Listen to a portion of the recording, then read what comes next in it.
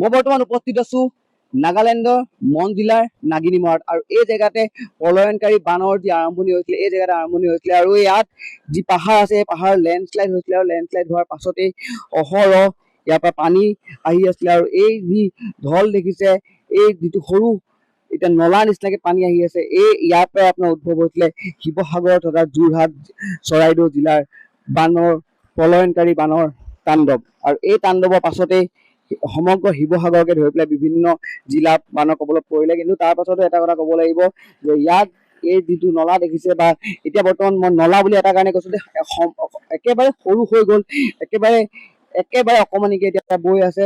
যিটো কাৰণে এতিয়া এটা কথা ইয়াত ক'ব লাগিব যে আমি গ্ৰাউণ্ড ৰিপৰ্টিং কৰোঁতে এটা কথা ইয়াত স্পষ্ট কৰি দিছো যে আমি শিৱসাগৰ বা চৰাইদেউ হওক যোৰহাট জিলা হওক সকাহ পাব যে এই ইয়াৰ পৰা পানী বহু হ্ৰাস পালে, যাৰ বাবে ইয়াত থকা আমাৰ তাত শিৱসাগৰ বা যোৰহাটত থকা যিসকল লোক আছে সেইসকল লোকৰ যে বান এতিয়া হ্ৰাস হ'ব সেয়া স্পষ্ট হৈ পৰিছে। আৰু আমাৰ লগত স্থানীয় এজন ব্যক্তি আছে। কি হৈছিলে সেইদিনাখন?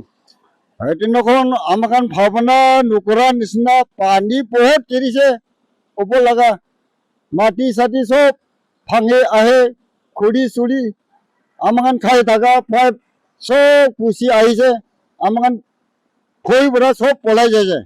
2-3 পানী বহুত পৰা আহা। এইটোতো নাকানি মুৰা জেগা মেমৰি, নাকানি মেমৰি মেমৰি আছে। এইটো নাকানি অসম নাজাৰ লগতে চাটি দিয়া এইটো মেমৰিটো, এইটো নাকানি মেমৰিটো আনি ইয়াতে মেমৰি বনাইছিলে। এইটো মেমৰিটো জেগাই নাই, চব খতম কৰি দিছে মাটি ডাঙৰ হৈ কেনে।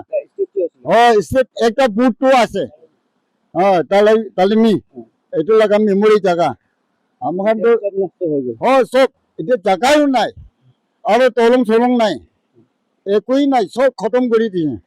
শিৱসাগৰকে ধৰি বিভিন্ন যি প্ৰান্ত আছে সেই প্ৰান্তটো ইতিমধ্যে বানৰ কবলত পৰিলে বা ইতিমধ্যে তেওঁলোকে ধ্বংস হৈ গ'ল। শিৱসাগৰৰ বিভিন্ন অঞ্চল ধ্বংস হৈ গ'ল, যোৰহাটৰ বিভিন্ন অঞ্চল ধ্বংস হৈ গ'ল।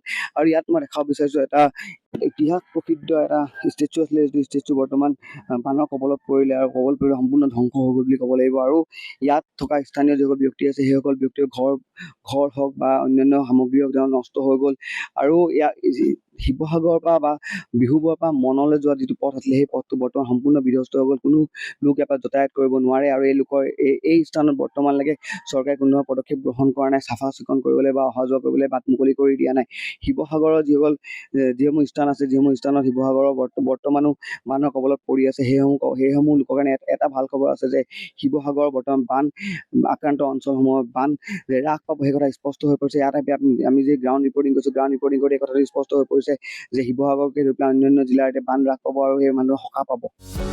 যিকোনো খবৰৰ বাবে যোগাযোগ কৰক আমাৰ এই নম্বৰত 9181 307 2221।